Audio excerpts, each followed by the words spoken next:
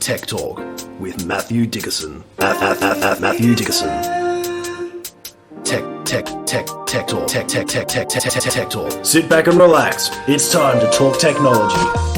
Howdy, time travellers. Drop everything and find yourself a comfy chair, because your most pressing job for the next 45 minutes or so is to just kick back and listen to the future that is coming at you in the form of Tech Talk with Matthew Dickerson. And here, with crystal ball tucked under his arm like a football, is our soothsayer of the digital age. It's Matthew Dickerson. How are you, Matt? Well, I've got an interesting story this week, James. I wonder how it is for comedians when they go out to a birthday party, a friend's birthday party, and they go out and they're a comedian. So everyone comes up and says, "Oh, g'day, John. I know you're a comedian. I've got this great joke for you." Yeah, right. Can I test it out on you? That's right. They must get sick of it. Or, "I've got a great joke for you to use in your next routine." I mean, I know doctors get it all the time. It's, Yeah. while we're sitting here at the dinner table having a lovely meal at this function, I'll just roll up my sleeve here and show you my arm. canker sore. Yeah. That's right. And I don't to the same extent, but I get a little bit of that with Tech Talk. I go out to functions and people say, "Oh, I've got this great story for you and James to talk about on Tech Talk." And because we're always trying to talk about things that are in the future, most of the time people tell me about things that I go, "Oh, yeah, go back and listen to episode 72. Yeah, that's right. Yeah, we've done that. Yeah, that's right. I don't quite know exactly the topics on each number, but anyway, it sounds impressive at the time. So I've normally got that pretty well covered, or the ideas are something that I just can't see being of any relevance. But I was at a function this week and someone said to me, "Oh, I've been wanting to talk to you about an idea." So, okay, same sort of thing. Here we go. This is just another one of those random ideas. Yeah. Sit down. That's strap right. yourself in. This particular person has a problem with her kids getting them to do the vacuuming in their house. And I can absolutely empathise with that. Having 4 kids, bring them up, trying to do housework. Having trouble getting the kids to do it. Now, she had a brilliant idea. She said, maybe if we could somehow turn the vacuuming into some sort of gamification. And there's lots of people who talk about gamifying things, but I thought this wouldn't be too hard. You get some pretty advanced vacuum cleaners out there at the moment. Yeah, sure. So imagine just a vacuum cleaner that monitored how much dust that was being brought in. So the more dust that you got, or the more dust per minute, suddenly you could level up to a new level. "Hey, Mum, I've just done that bit of vacuum in that room and I got to level 7 on that room. Well done. Go and see if you can do it in another room." To move that furniture to get at the stuff that's been there for ages. I thought it'd be like a gold mine, wouldn't it? You move that furniture out of the road and underneath there you're really sucking up those points. So I actually thought, you know what, that's not such a bad idea. I don't know anyone that's doing it. I did do a quick search on it to see if anyone's gamified vacuuming. I haven't been able to find anyone. But there's an opening there. There is an opening out there for the Dysons of the world out there. Maybe a way to get kids to do vacuuming. Awesome. What a breakthrough. Or you'll get a whole lot of 30-year-old males doing it as well. Yeah. That's right. I was being generous to the 30-year-old males out there. Okay, let's tear the sticky tape off the first story for today. The days of the news anchor are numbered. Boomers and Gen Xers alike will remember fondly trusted names like Roger Clemson, James Dibble, Ian Ross, Ross Simons and Brian Henderson, to name just a few. But not to leave the ladies out, there's an Indira Naidoo, Gina Boone, Geraldine Doog, Jennifer Kite and, of course, Sandra Sully, just to name a few there. Google a list of Aussie newsreaders and there's a long list of names that we've tuned into night after night to get our take on the world. Newsreaders have power. They're the people whom we invest our trust. But that may change completely if a trend throughout Asia takes hold as AI newsreaders take place at the news desk. Matt, I'd like to say this shouldn't really matter, but I feel like there's a heavy sense of gravity about this. AI newsreaders.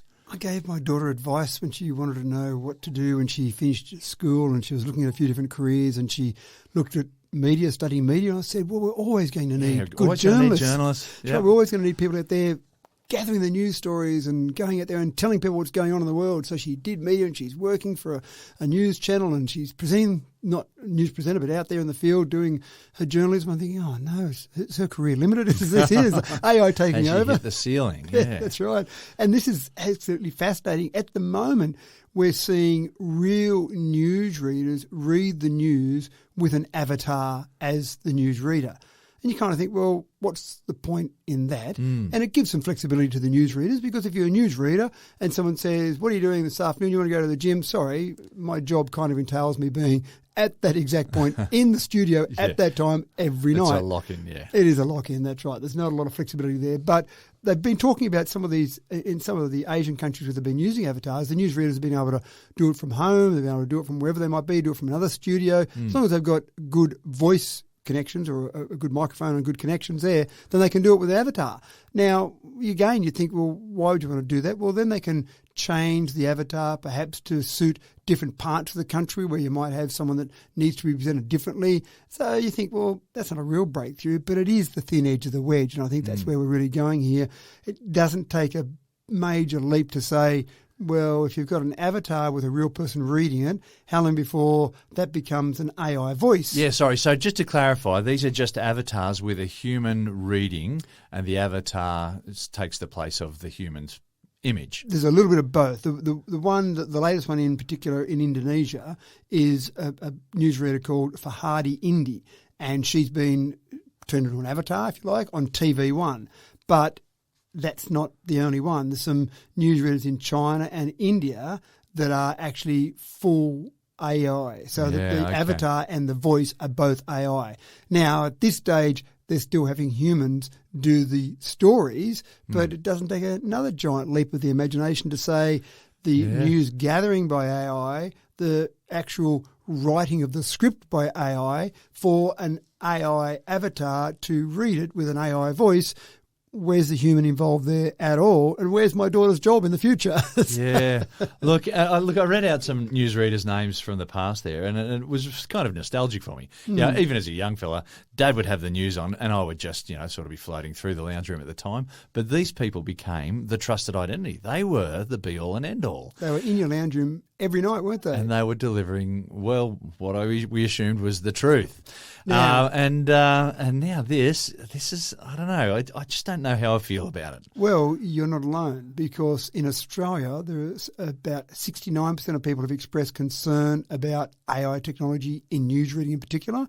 In Japan, for example, only 23% of people are concerned about it. So in some of these Asian countries, it's happening right now. In Indonesia, well, I guess that's China, good news for Sandra Sully and Peter Overton and their kin. But for the moment, yeah, for right. the moment, That's right. So, and again, when you talk to some Australian companies, ABC, for example, said that they've got no definite plans to use AI for newsreaders, either avatars or full-blown AI in the future. The Nine Network said that they're ruling out AI for news bulletins, but they're looking at whether they use some AI to create some additional content like a sports highlights package, for example. So not the news, the really important stuff, what's happened in the world today, but a bit of a summary of what happened in the sport last week. Here you go. And there's a avatar that will have compiled information throughout the week, and here it is. And that's the crack in the door. They've got the foot in the door there, and then what next? Yeah, exactly right. So it's interesting. I think one advantage is that, and this is one of the things that they talk about, is that you can cater to diverse cultural and linguistic needs. So, for example, you could have an AI presenter that you would select on your remote, I want this in English or in Chinese or whatever language it might be. So there might be several languages for you to choose from. So that seems like a pretty good advantage, because I don't know a lot of newsreaders that present the news simultaneously in different languages. So you might see some advantage for that. There's a challenge for them. And maybe people would be comfortable if the native language of whatever country it was presented by the real newsreader. Other languages then were presented by an avatar in a different language. But, yeah, it's the thin edge of the wedge. It's a scary idea to see what we'll have in 5 years' time, 10 years' time, to see what our news looks like. And, of course, the point I think you're making there too is that trusted news source. What happens with our trust in an avatar? What happens with misinformation? What happens with some news outlet that decides that they'd like to present a slightly different version of the news? Well, news has become quite tribal. It's changed its face over the last, 10 years, even 15 years. In a big way. It's become quite tribal, unfortunately. And the other thing is that a lot of young people are not even accessing the news in that way anyway. They're just going straight through the social media and whatnot. That's right. So if it's a deep fake on the nightly news in your lounge room or a deep fake on social media, it's still going to be presenting misinformation. So how do you know what's real and what's not out there? That's the really tricky one. Yeah.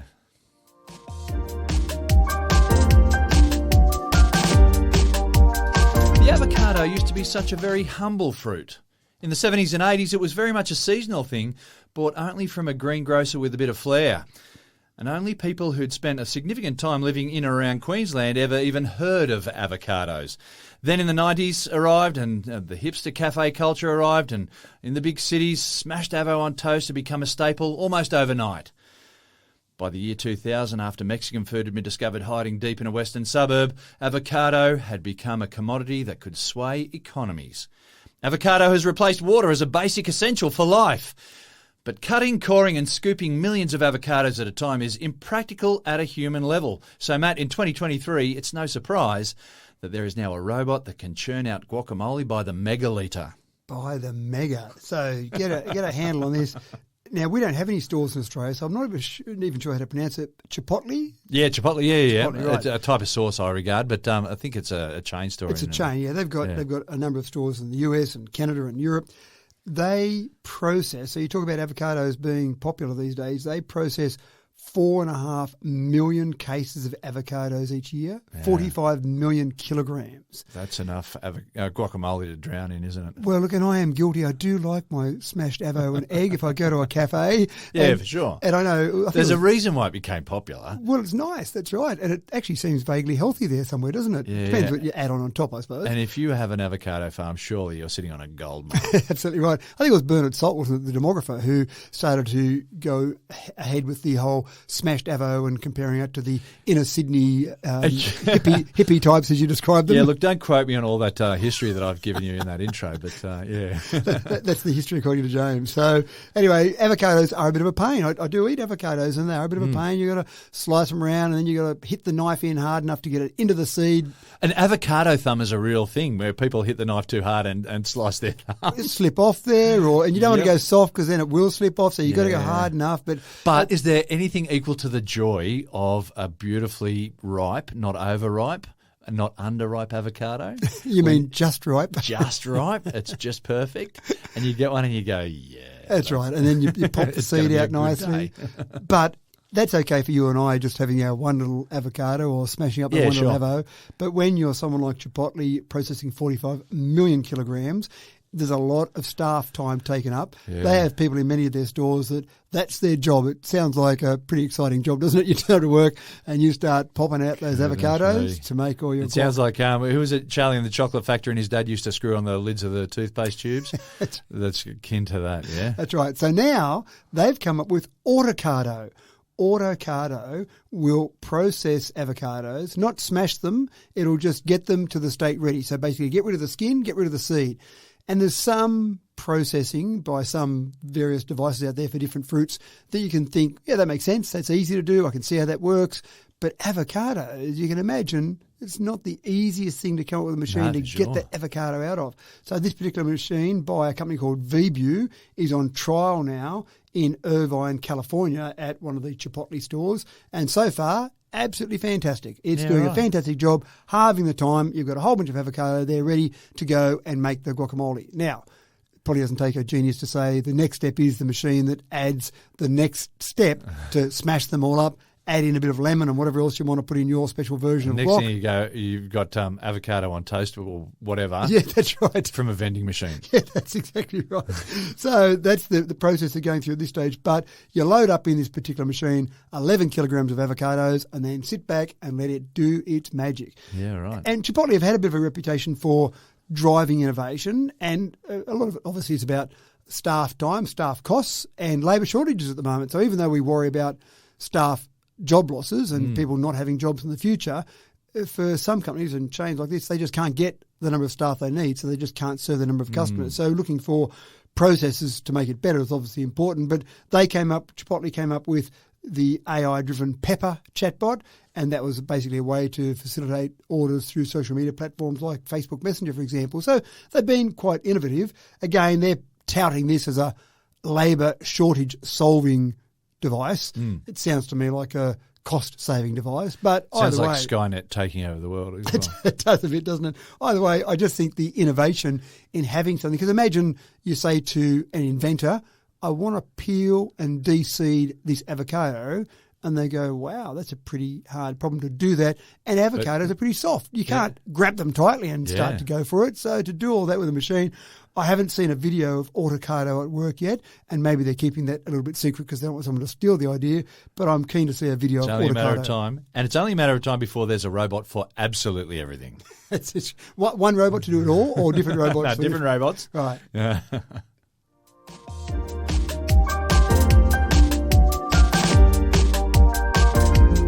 I've often wondered about heirlooms and their actual value.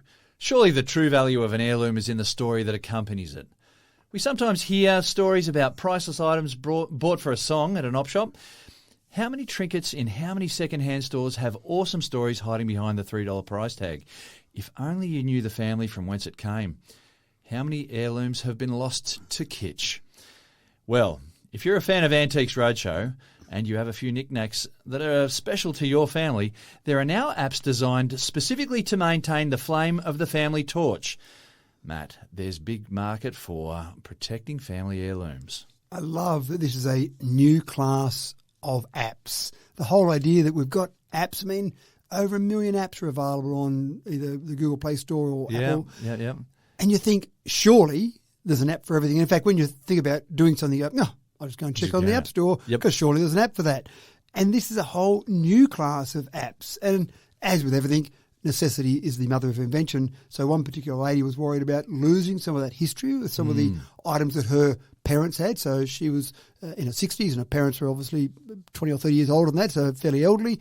Didn't want to lose those stories. And sometimes you'll find an old photo and you think, I wonder who that was. And you turn it over and go, oh, look, that's my great-great-grandfather there. Yeah. And they're sitting out on, that's a paddock there, but now it's a shopping centre. So you get some of those stories by some writing on the back of it, or some old box with some trinkets in there and you pull that out and you find some old handwriting that I always struggle to read, the cursive writing, from early days. Yeah. Even Mum, when she'd send me letters when I was at university, I'd get them out and I would struggle to read them. It was just because Mum would write this beautiful old cursive handwriting. So now there are three, so this whole class of app, there are 3 apps that have come out that are designed to help protect that family history. The 3 apps, Thingology is one. What else would you call that? Sortly is another, and Elephant Tracks is another. And they've got a few things that they try and do. The first thing is you take a photo of it and you put a bit of the story behind it. So at least anyone else that sees that can find that and they can search for it via the picture and find about the information about it.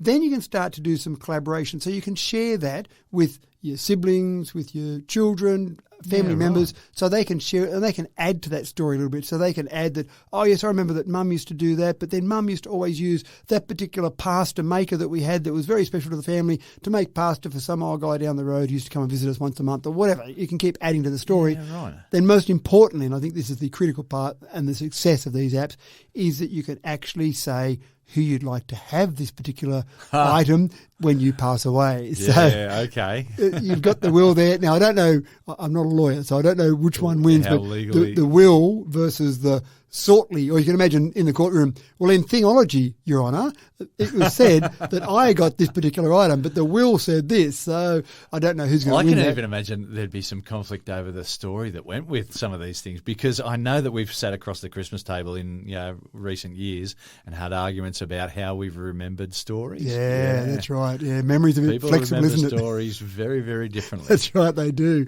So, and I suppose this is one way to maybe put it to bed, which takes away a lot of that fun around the Christmas table when you're saying, oh, look, I remember it like this, and someone else says, oh, I remember it like that. If you had your app that you pulled out and say, well, actually, my grandfather who you're talking about, he said that this is what happened, and then that takes away all the fun of the debate because you've got the real version of it there then. So, but again, I think you're right. It does probably solve some of those problems. But I love the idea that we are using apps, modern technology, to look at things that are very old, ancient heirlooms. And so then you start to think about, well, is this of any relevance?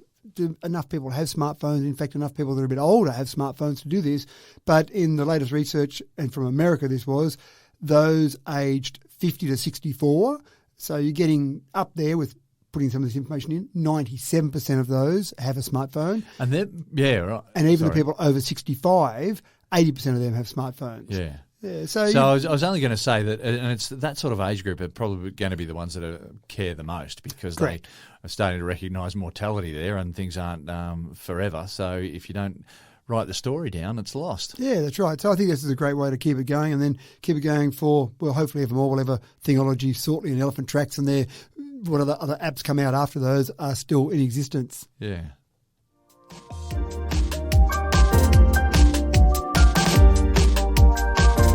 Now, a bit of celebrity status can be quite flattering. It's nice to be recognised sometimes, but not usually when you're travelling through immigration. If customs recognise you, then you're probably bound for the back room and a quiet chat, dare I say. But that's all going to change when Eurostar, the international rail service that connects the UK to Europe, moves its immigration system to facial verification in a bid to decrease long queues and congestion.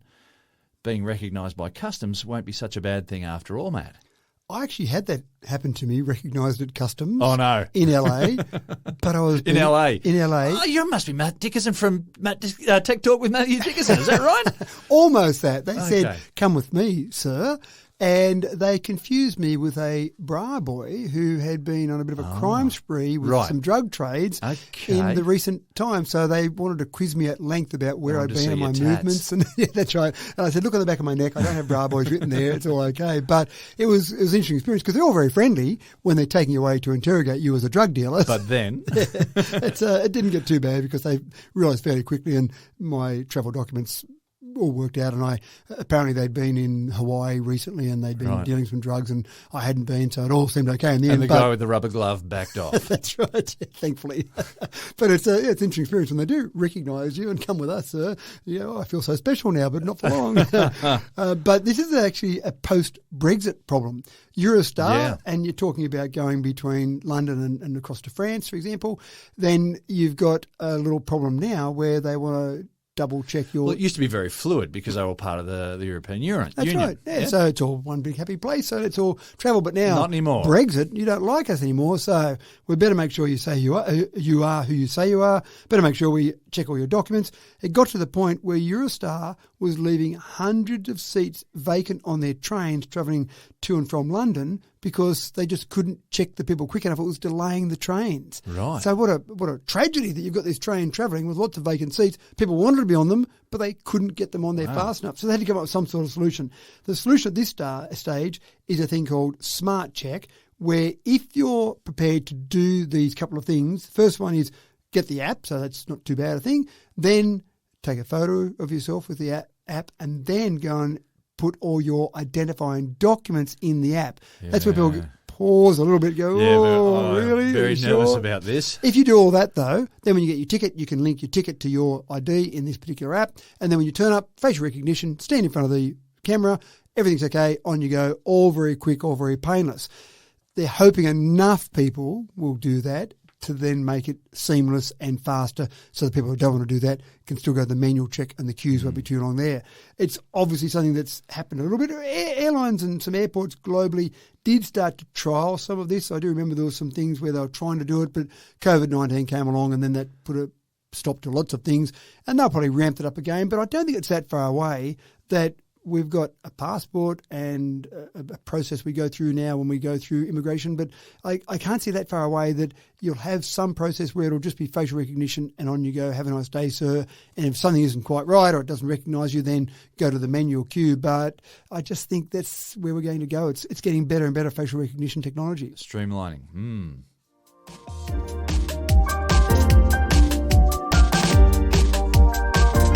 Website creation has been a very lucrative industry for creative types with a bit of tech know-how. The difference between getting millions of hits and being a big old miss can make or break an organisation. It's a talented person who can assemble a quality website for sure. But web designers beware. Sadly, the list of things that AI cannot do just got one spot smaller, Matt. All that time I spent learning HTML all those years ago, you had to be able to write HTML code to have a decent website. As more and more graphical tools came along, I felt those skills being less and less important. And now it's at the point where with Wix, and I had a look at it, it's pretty impressive. You go along, you answer a few questions, and then it creates a website, including things like logos, including the text that's relevant to that company. It seemed pretty impressive. And I'm going, I just answered a few questions. How does it know so much? So it is quite impressive. Obviously, it's relying on information that's available on the net. It's relying on logos, on graphics, on lots of information it can scour from the web, but it does that, and it does that fairly well. So it used to be this process with templates, and I've had people before that have shown me websites they've created with various templates, and they look a bit same old when they've used templates to create their website, but it's not too bad. It's better than nothing. If you're a small business out there and you're trying to make do with your limited skills across your staff and a small number of staff, well, that'll do. We'll get some sort of website up there. Again, it does look like you can say, oh, yep, they use template number 17 for that website, but this is even better than that. It's not using a template that you choose. It's just giving information or taking information from you with some basic questions, and then I'm sure it's got a bunch of templates behind the scenes, but you can't see those. It just creates a website from all of that. Now, it does create some issues, obviously. What's the copyright status of ChatGPT generated text? So when it creates the text on that website that it's scoured from the web, who owns the copyright on that? Yeah, if someone says, right. hold on, you've used some text of my website for that website of yours, I don't like that. I want to sue you. Don't sue me. Sue ChatGPT. So that's one issue. How do you take responsibility? Well, and that's the second part. Who is responsible for that AI-generated content? So you have this website. It's created all this text and all this information. That's lovely. And you have a quick cursory glance at it. It looks okay. But it's got some information in there that's not absolutely correct. Like a phone number or an email address. Well, maybe that, but someone makes a decision based on the information on that website, and then it doesn't work out so well for them, and they say, well, hold on your website you had that information. Oh, yeah, but ChatGPT generated that for me. Well, who's responsible? Are you responsible? Is Wix responsible? Is ChatGPT responsible? There'll be solicitors pointing at everyone else. There'll be this big circle of people pointing at the next person in the line. But I assume, okay, so Wix is one generator. It won't be long before there's multiple, and then we've got to sort of vouch for the security and the validity of all those different generators. And one of the things that Wix is saying at the moment is that other companies like WordPress and Squarespace, who do use templates to create websites, they're saying this solution is much better. But obviously companies like WordPress and Squarespace are going to be out there saying, well, we better come up with our own AI tool as well because we can't have the competition getting ahead of it. So you've got all these different sites all being generated by AI at some point in the near future, and then something goes wrong and everyone wants to look the other way or shuffles their feet nervously hoping that you're pointing the finger at someone else. Matt, I fear I'm becoming an AI cynic. I'm all for healthy skepticism, but I'm disappearing down a rabbit hole. I fear. Here we go. Web design by AI.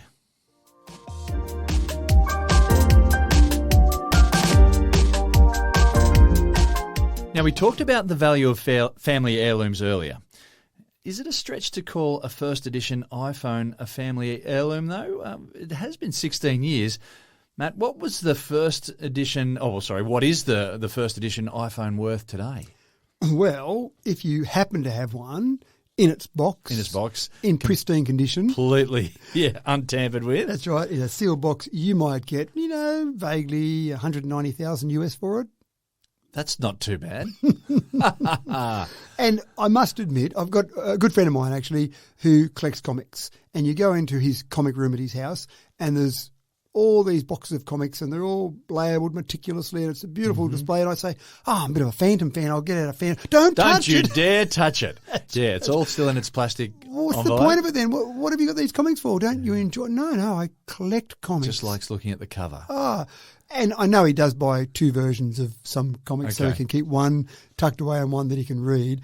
But I kind of go, the joy in a comic is the reading of the comic and get it out, read it, then put it back in and keep it nice. But that's apparently not what you do. And it's the same with people that collect action figures. They have that beautiful action figure. I couldn't help myself. I couldn't sit an action figure in the box. Even if I bought two. If I bought one to play with, then the other would go, well, they could play with each other, couldn't they? Yeah, that's right. If you've got a toy, it's got to be unboxed. Surely. And I'd be the same with an iPhone.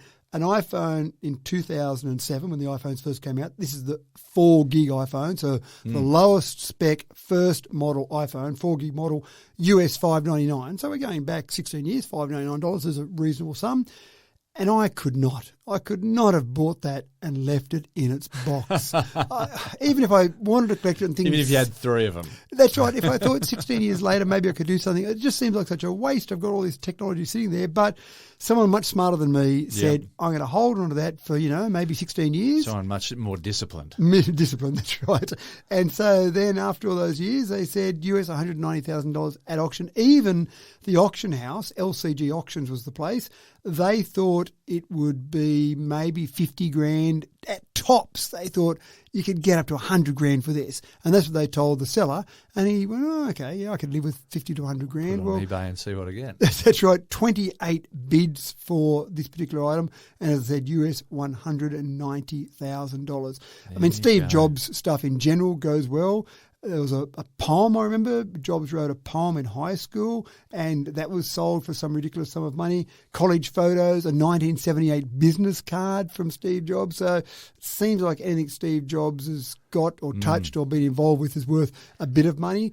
But the first iPhone, and it wasn't very popular actually, they discontinued it after 2 months because they had an 8 gig model, which was $100 dearer, and everyone went for the 8 gig model. No one was buying the 4 gig model. So the guy might have got it cheap. He mightn't have paid $5.99 for it because it might have been someone had one stuck on the shelf and went, oh, I can't get rid of this thing because everyone wants the 8 gig model. Oh, mate, I'll give you $400 for it. Yeah. So he might have got a bargain on it. Little did he know, or the person selling it know, that maybe that bargain was going to be worth a lot. It might be interesting just to map how much it's worth every 12 months to see how that increases. Yeah, that'd be interesting. You probably have to go to auction though, because the only way you find out what something's worth is what someone's prepared to pay for it. Because I wouldn't pay $190,000 for a 16-year-old iPhone. Something 4 gig. That's right, 4 gig. What?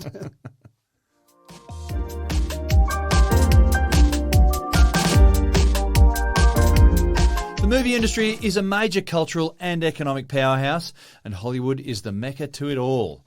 But AI is set to tumble the walls if allowed to go unchecked. Writers have gone on strike seeking protection for their skills. For movie executives, AI has the potential to cut costs and build profits dramatically. And for those focused less on the art and more on the bottom line, well, it's going to take some convincing to steer away from AI. Matt, how's this hot mess panning out in Tinseltown now? Well, I sometimes, rarely, but sometimes talk about a show on TV that I think is worth watching. And Black Mirror is a show. It's a bit like the old Twilight Zone, the Twilight Zone. Yeah. And the classic music that everyone knows when they hear that da-da-da-da, straight away they know what you're talking about. And Black Mirror is, in my opinion, I'm sure the critics will disagree with me, but in my opinion, Black Mirror is a little bit like the Twilight Zone. They just take an interesting concept and they go to the nth degree with that concept. Yeah, and then twist it at the end. Yeah, that's right. So, and the ones I like in particular, I like the Phantom, not Superman, because the Phantom is possible. It's unlikely, rare, but it's possible for the Phantom to exist. Superman, no, I don't think there's someone flying around in their underpants out there. And one of the things I like about some of the Black Mirror episodes is they are possible. Some of them are ridiculous, but some of them are possible. One of them that's on the absolute edge of possibility is an episode called Joan is Awful. Actually, it's the I think the first episode of season 6. And in that particular show, it talks about a random person, Joan Tate. She's got a normal day. She just goes about her day. She has the job of firing an employee, which is a pretty unpleasant scenario.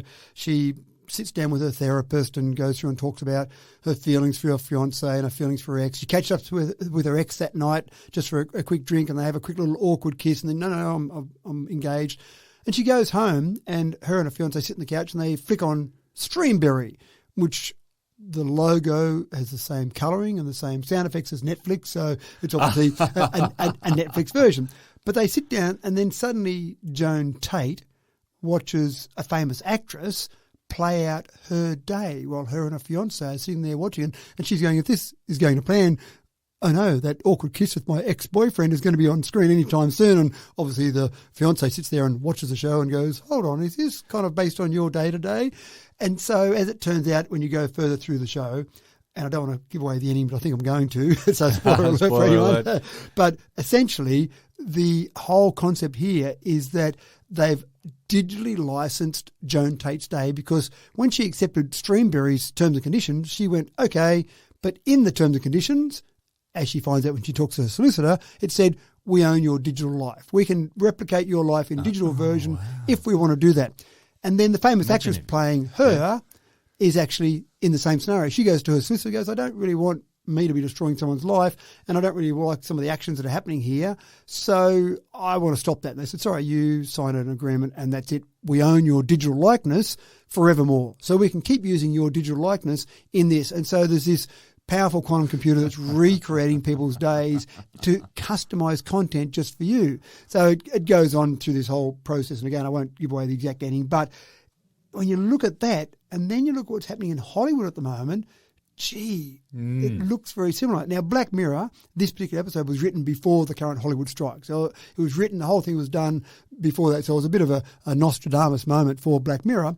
But essentially, with some of the problems you've got with Hollywood at the moment, it started off with a writer's strike because the writers said, oh, hold on, you're using AI to write some of the shows in the same style as those shows. That doesn't look good for our future employment, and we don't think it's great for creativity in general. Well, if anyone's job's at threat, it's going to be the writers, You think so? And the actors kept going along doing their job because they went, doesn't affect us because those writers, well, whatever, we just take scripts. But now the actors are going, oh, actually, avatars could be used, and you want to license my likeness. I'm a famous actor or actress, and you want to digitally take that and use that in films going forward. Hold on, that doesn't sound good. Let's go on strike as well. So they've gone on strike. This is the first time they've been on strike in 43 years, so that's a big deal. But you see some actors. So Harrison Ford in the latest instalment of Raiders of the Lost Ark is Harrison Ford, but they've de-aged him.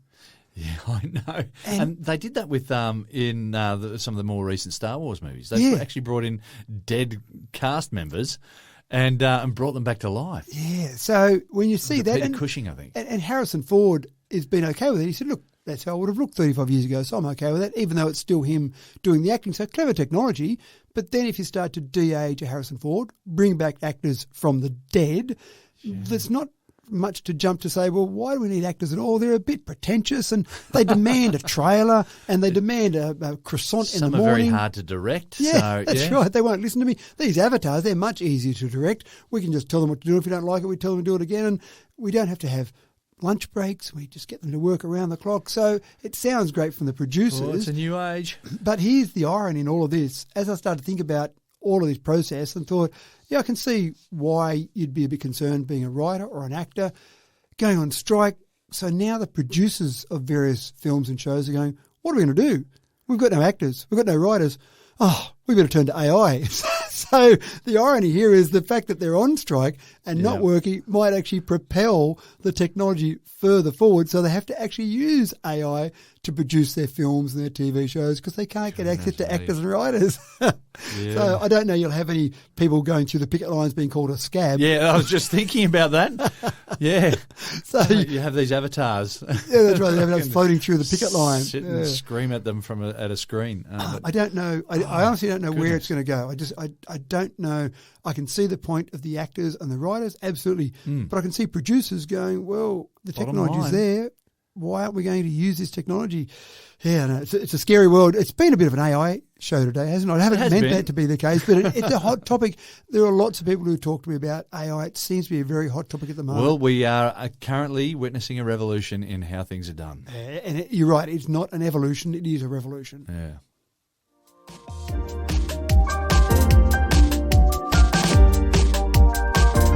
One of the big lessons in junior high school science is all about the law of conservation of energy. Energy can be transferred or transformed in any normal situation, but it cannot be created nor destroyed. That's ignoring, of course, E equals MC squared, just for a little moment. Here lies the frustration of aeronautical engineers because so much of a plane's fuel, or shall I say battery power, is wasted by noisy propellers. Matt, it's time to introduce Whisper Aero and their noiseless ducted fan technology. Now, what year do you think people learn about the conservation of energy? Oh, I reckon it's probably year 7 or 8. They're probably about 12, 13-year-olds. Yeah, good, because I often talk about that, and I say, as you know, you can't create or destroy energy. We learnt that, and I can't remember when it was at school, but I remember learning that at school. I thought it might have even been HSC physics, for example, and some people would give me a blank look. But now that you're telling me it's year 7 or 8, that's good. That gives me. But how many year 7 and 8 students are really paying attention? That's my question. Okay, that's fair. But Put at your least phones now, down, kids. at least now, down. when I talk to someone that's my age, I can say, remember back in year 7 or year 8, you learn about the conservation of energy. You can't create it, you can't destroy it comes up again and again, kids, again and again and again. But anyway, we'll just let that lie for a little while. Good. And it's even when you see the perpetual motion machines. You see YouTube clips of perpetual motion, and people, again, that buy into it. The thing I said at the beginning when people say, hey, there's this great thing you should talk about. I have people occasionally tell me about perpetual motion machines. Hey, you should talk about that. That's the solution. Forget about all this renewable energy. That's the solution. I go, great, get one of those working and you've got it made, I reckon. So what we do need to do, though, you're right, all that noise is created by whether it be a jet engine or propellers, obviously that's energy. That's a loss of energy. So you're not propelling the plane forward, for example, if you're creating all this noise. So Whisper Aero is taking an entirely different approach. We pretty much understand that we're going to be flying on electric planes maybe within the next decade, probably for short-haul flights. Flying Sydney to LA, you're probably still going to be flying on some form of jet airplane that's burning some form of oil-based fuel. But going for those 1 hour, those 1.5 hour flights, Sydney to Melbourne, for example, I can see absolutely in the next decade we'll be doing that in some form of an electric plane. But you've got propellers on there. Jet engines seem to give a lot more thrust than propellers. So what are you going to do to solve this problem? Well, you're going to have clever people like the people who have started Whisper Aero. One guy is a former NASA employee, another guy is a former Uber Elevator employee. So they've come together to say, how can we work out a way to do electric motors, some sort of propeller that then propels it like a jet engine. And so they've come up with this concept. They're actually going for smaller rather than larger, but more of. So they've gone for smaller, maybe as small as, say, 25 centimetre diameter propellers. Oh, so that's small. That's small. Like size of an A4 page. That's right. Now they're doing some military drones for a start, and then they're going to scale up from there. But you're talking about nice small propellers, but then lots of them. So they're talking about some of these military drones might have 10, 15 of these propellers on there to give you the power you need. Then they've got a model, for example, for what they're calling a jet plane, but obviously it's not a jet plane because it doesn't have a jet engine, but that type of thing where it's got 11 propellers on each wing. So you just have multiple of these smaller propellers to give you the thrust you need. But then in the propeller, it is actually a bit like a jet motor, because rather than a normal propeller when you get on a propeller-based aircraft, a turboprop aircraft, you've got one propeller there. They're actually doing it where they're putting it inside a cowl, like a jet engine, because that's important in a jet engine, that whole cowl keeping all that energy inside there, and then putting multiple propellers inside the cowl. And again, a bit like the fan blades on a jet engine. So you do all that, you're reducing the vortex noise of these propellers inside that cowl, you're keeping all that thrust going through there, and they believe they've got a solution for not just planes, but also for leaf blowers. So the same technology that they're going to use for this. And again, leaf blowers are noisy. Why not? That's right. It's a fan. It's an electric fan. Exactly right. And how many different applications are there for electric fans? They're talking about maybe air conditioning units, anything where you need to move air from one point to another, having this completely redesigned process, small, multiple fans in a cowl. That's the solution they're going with. Now, I did look into this a little bit while I was thinking about the story earlier on, and something like 20% of the energy, they're looking at improving the efficiency of this by about 20%. So that's a significant amount of energy that goes into making sound in another conventional propeller. Yeah, that's exactly right. So that is, and they're noisy. You can hear the noise. You can hear the noise in the plane or outside the plane. So there is a lot of noise generated, obviously. But again, if you could reduce that noise and have all that going into thrust, that sounds like a pretty good thing. So you're right, it's a different way of looking at things, and we have to do that now, because if you're going to have an electric motor, you're going to have batteries with this plane, the old propeller that we used to stick on there and just burn fuel isn't going to cut it. No, that's right. So different ways of coming up with things, but I do love the whole idea that we'll use it wherever you can, including leaf blowers. Well, these things also spin super fast as well, from what I gather. Well, that's a really interesting part, isn't it? When you start to have high revolution per minute motors in there, you get the tonal frequencies in the ultrasonic range. So even though there might be some noise there, we can't hear it. So even though you might be losing some energy to noise because there is some noise there, then if you can't hear it, does it matter? Sounds fascinating. So interesting. Yeah. They had to also be careful because I don't know if you've ever seen videos at all of people spinning CDs super fast. They actually shatter. So you've got to be careful when you start spinning components really, really fast that you can actually just explode them. So the design of the materials that they're using even is there's a whole new thinking that's gone behind that too. Well, a wise man once said to me, material science, that's the future. So having those materials, and maybe they've got a fair bit of background in that, because jet engine, the fan blades in a jet engine are obviously made of material that can handle withstanding a high speed and a fair bit of, I suppose, things that might go into that jet engine. So they're probably using some of that technology in there as well. But yeah, again, you've got to look at all these things differently and come up with new designs. Cool. And keep your eye on this one, guys. This is going to be really interesting to watch in the future.